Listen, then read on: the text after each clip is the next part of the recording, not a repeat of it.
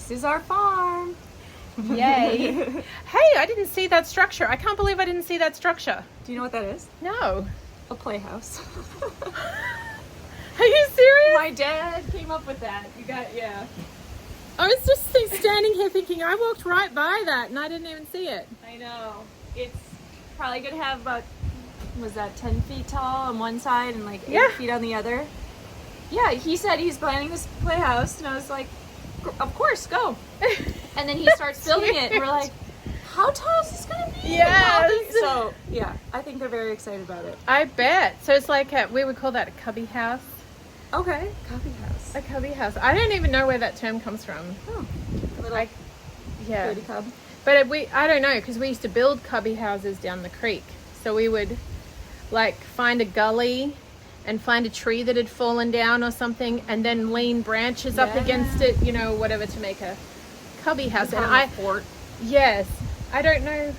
That's really weird. It's one of those, you take for granted all these words you've used your whole life, and then you're like, wait, why would he use why that? do we actually say that? I don't know. Hey there, welcome back. I'm Kristi, and this is my friend Kristi, and we are visiting Kristi's farm today.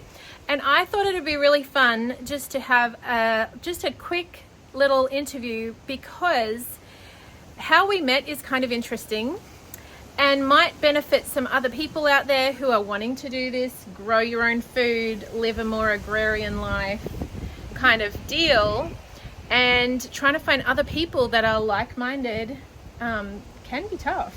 Yeah, because they're usually at home doing that life and not getting out as much. Yeah, that can definitely be true. So we met when, actually, I think we first got in contact before we left Australia. I think so.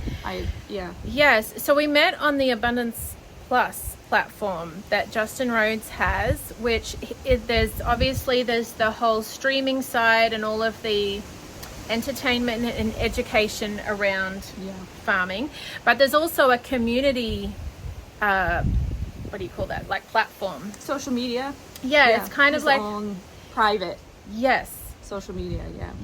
So you can have a profile on there and a membership, and then you can see all other people where they are located actually in the world. It has a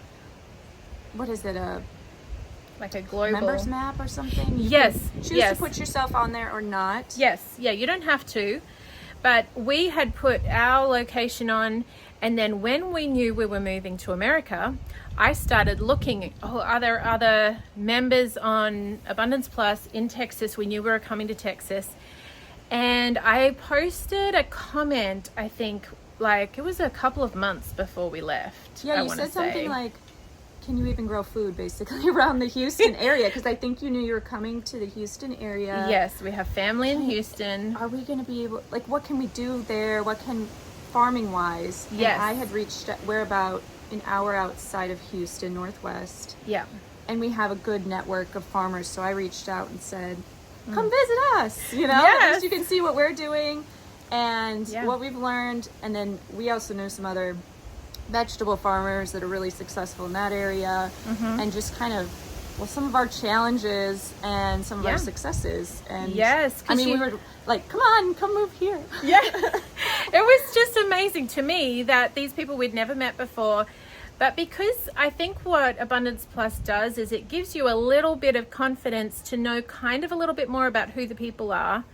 Obviously you still are flying blind to a certain extent, but we have 2 other families we've met through Abundance Plus that I would consider very close friends now. I mean, I think the filter's great. I don't know. It's been great. It's a really, really good platform for meeting people like-minded. And if you want to get your feet wet, but you don't have land, I mean, it's great to have people. They came out and helped us chicken butcher, which was extremely helpful. And they got to learn some skills and learn fun. The local, like, okay, what is the local climate like here? What are some of the things we have to be aware of? We had never encountered fire ants before. And these guys were the ones that said, look down. It's like one of the first things we said. Okay, you're in Texas. You gotta be careful. This is a fire ant. Don't step in them. it looks cool the first time you see them scurrying until they all start biting you. Yeah, until they go up your legs. Immediately regret it. Yeah, that, and then I think it was around the time of snakes too, so we have some poisonous snakes that are not so fun. Yes. Yeah, local knowledge is local. But so we thought. So I remember I messaged you, and I said to Mike, I'm going to message this lady, and I wonder if she was for real when she said, like, will she still want us to come when she knows there's 9 of us? But anyway, it was awesome. Like we came out one day that we were still staying in the Airbnb, right? Yeah, you just got here. Yes, we'd only been here a couple of weeks. I don't know, maybe 3 weeks. No, yeah, maybe around 3 because we'd had to find a car and everything. Yeah. And then, yeah, we came out for the day and it was amazing just to meet people on the ground here with the same heart, the same desires, the same, just so many commonalities. Really. Yeah, and we were living on the totally opposite side of the world. Yeah. And it's pretty crazy. It is. It's a gift, really. Yeah, you came over and I remember thinking, we'll show them around for like an hour. I think you guys were here for like 5-6 hours. I mean, we had spent like the whole day together. And I think we were picking blackberries. We were just showing them little things. Yes, you were showing us all the plants and we were like, all these things we've never seen before. It was crazy. It was really fun. It was awesome. Okay, I had to switch sides because my arm is dying. So I wanted to introduce you guys to Kristi and her awesome husband and kitties. And you guys are on Honey Hog Farm. honeyhog.farm is our website. So that's the other thing. I'm not on any other social medias. I'm not on Facebook. I'm not on anything. I kind of swore it off a while ago. Like a lot of people, it just seemed to cause more problems. I find people can be kind of finicky and not... Like when we reached out to each other, like she said, she wasn't sure if we would let her come over or anything like that. But I find if I do say something, I mean it. Whereas on Facebook, I feel like people just kind of say things. Oh yeah, we support you, but like not really. So we have a website. People find us somehow, just word of mouth. I guess internet searches, and we like kind of keeping it. We're not. I guess people could be talking about us on Facebook, but we do not know if you are. And you can always reach us through the website. We usually text, and we respond to customers' inquiries about all sorts of stuff. We've had all sorts of interesting questions, and So what are your main products that you are growing here on the farm? So we're honey hogs. So our first products are honey, and we have pigs. And we also I sell a natural deodorant, which is kind of my weird addition that's always for sale, but I kind of stumbled upon a recipe. It's amazing and people kind of go nuts for it. We have customers all over, so on our website we'll ship that. We sell some soap that we have from our lard. We have chickens. We do meat chickens as well as egg layers. I think we have 160 plus egg layers right now.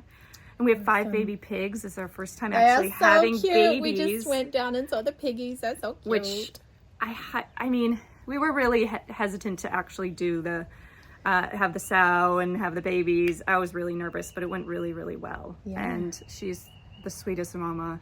And it's so cool. I can't wait to do that. I can't wait to do that. It's going to be harder to send them off when the time comes. That's true. You have that connection. Yeah, like we got to watch. I think I saw 3 of them be born. Our kids got to see one be born. It was so cool. It was cute. They were like.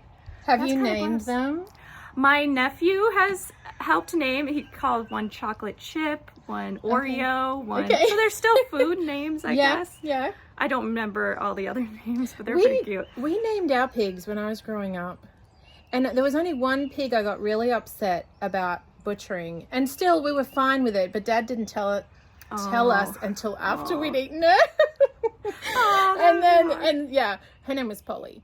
But she ended up having to go in the pot because she ended up getting really aggressive when she was farrowing. Yes, that's the thing. So that's what I was nervous about, but she has not been. That's so good. She's been so sweet. And I don't know, I get nervous every few days. Is everything going okay? But that's normal. They look so healthy. They're so cute. Yeah, they're awesome. So I would say I highly recommend, but I understand if you're hesitant to do that.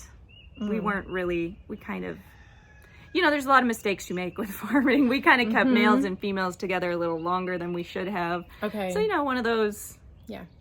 That's how you figure things out, isn't it? Yeah, totally. I don't think we would have done it if we hadn't sort of been pushed into it. Yeah.